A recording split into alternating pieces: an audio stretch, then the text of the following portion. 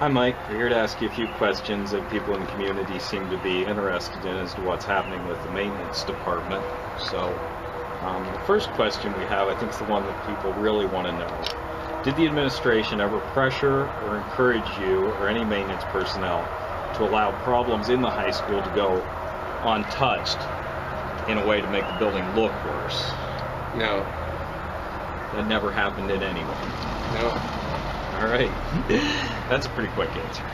All right.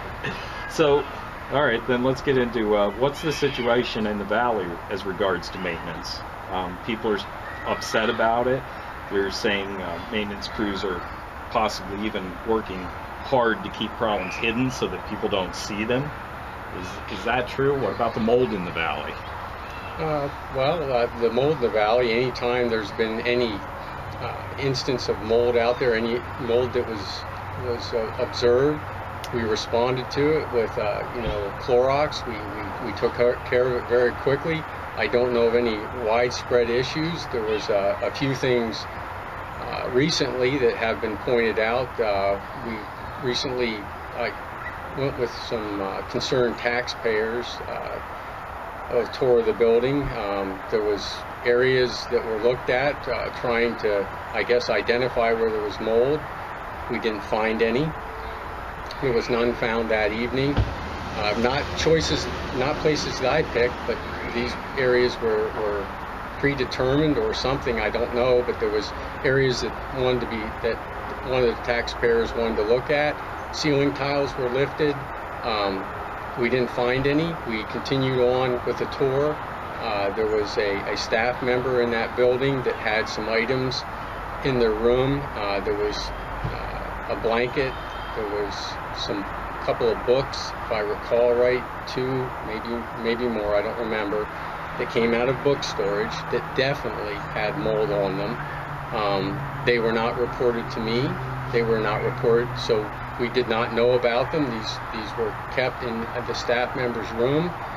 They were not reported to building administration. If we would have known about them, we would have removed them. They were old textbooks. They were not being used. It was an old series, like I said, stored in book storage. And other than that, we couldn't find it. It was a couple items, and I'm sure the books got disposed of. I'm not sure, but the other items, the one was a blanket. It proved to be a water stain on the blanket because they were stored by the lavatories in the bathrooms, and no significant mold was pointed out. Like I said, we have had a few instances in the past, isolated areas. We've responded quickly, and I'm quite certain that if you did an extensive tour of the other three facilities, you would find it some place in each of those three buildings, as you would find it in most homes if you really looked for it. So other than that, I don't know. Well, people talk a lot about this there was a blackboard and there was a huge amount of mold behind it, and they're worried about that, that the mold's actually in those walls and nobody knows about it. That's correct.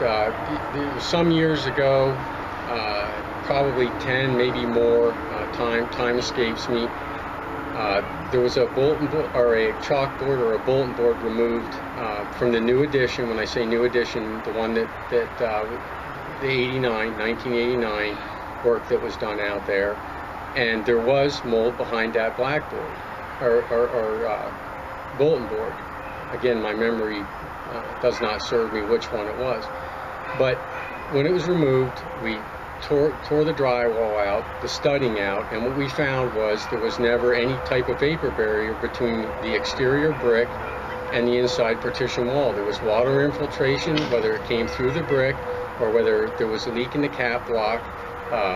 We're not sure, but somehow moisture got in there. We completely tore the walls out, the entire walls, the studding, everything else. We put in a vapor barrier, a plastic vapor barrier in the studs, and then reassembled the room. There was actually both end walls of the 89 edition, south walls. Since that time, we have not witnessed any more mold there. We feel that it was remediated.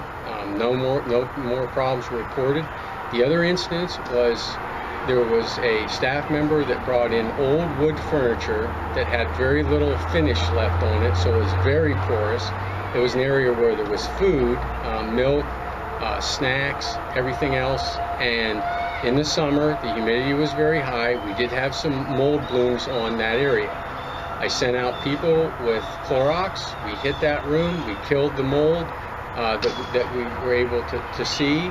And eventually that furniture was disposed of. But those are the only, I don't even want to call them significant instances of mold, but that was the only mold of any amount that I've ever seen. So, and we responded. We always respond. When it's reported, it's always responded to. We don't leave it go.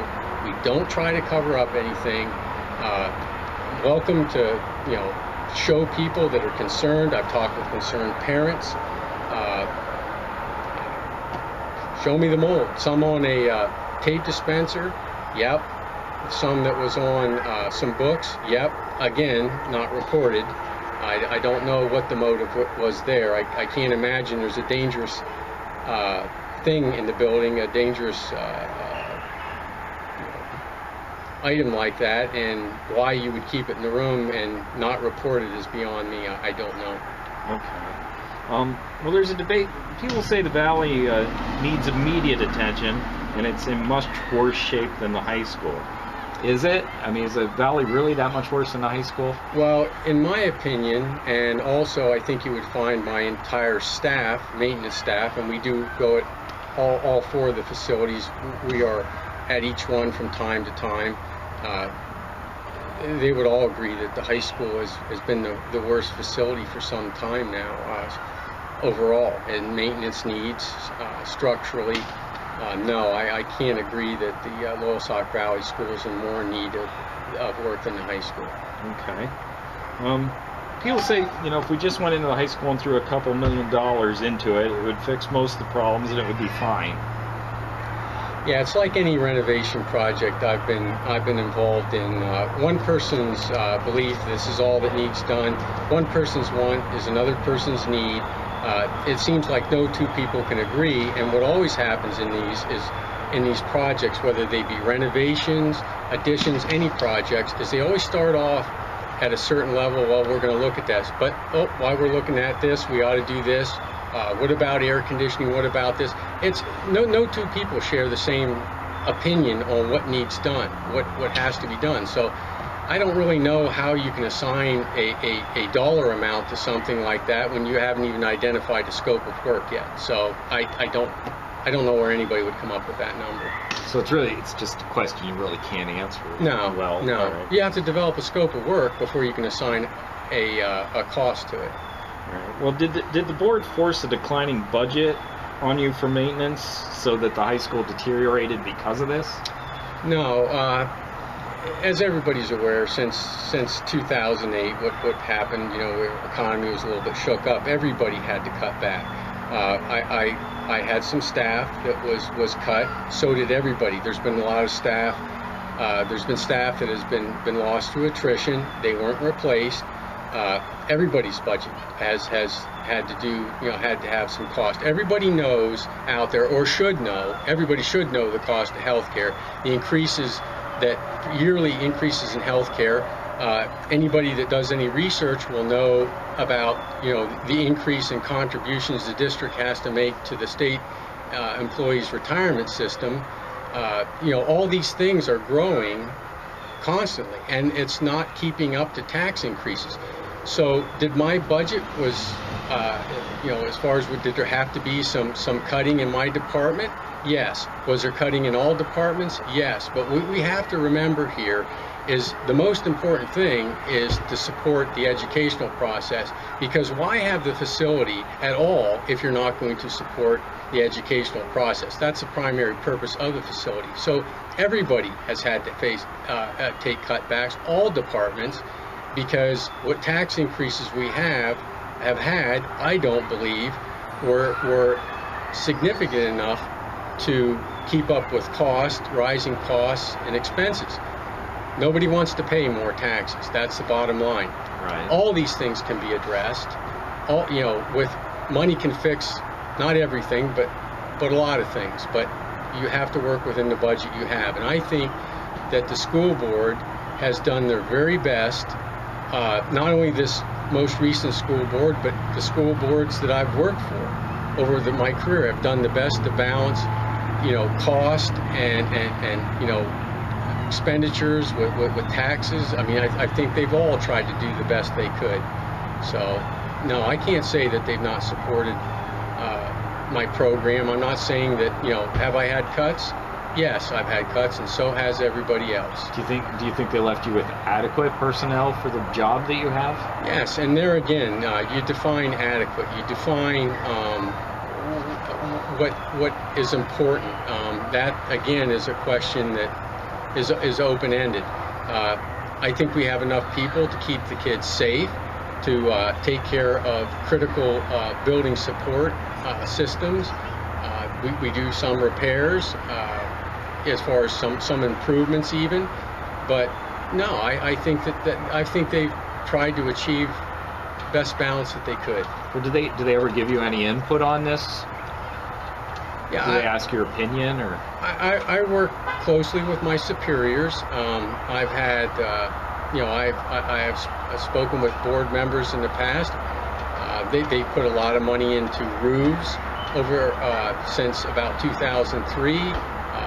Put on good quality roofs on these buildings. They, without a watertight building envelope, it really doesn't matter what you do inside the building. So priorities are assigned. I think they work with me the best that they can within the available funds that are there to support these projects. And I think the priorities have always been maintained. Well, if you look at it in retrospect, do you think there's something the board really should have done differently? Is there something they really should have done for you that wasn't done? Well, that's a hard question to answer too, because I don't have their responsibilities. I'm asking for something from them. There again, they have to look at the big picture. I don't have the global picture. I have facilities picture. I don't know anything about the educational process, so I have no background in that. I can't identify their needs. So I don't think it would be fair of me to say, well, I should have more money than the building principal's budget should be cut back, and I need more money over here, because there again, I don't know what their needs are. And again, without that function that they're responsible for, there really is no need for my department at all. So, there again, it's difficult. But I think that not only the present board, but past boards have done the very best they could to provide me with as much as they were able to. All right. Well, thank you, Mike. I think you've answered what we really need to know. Thank you.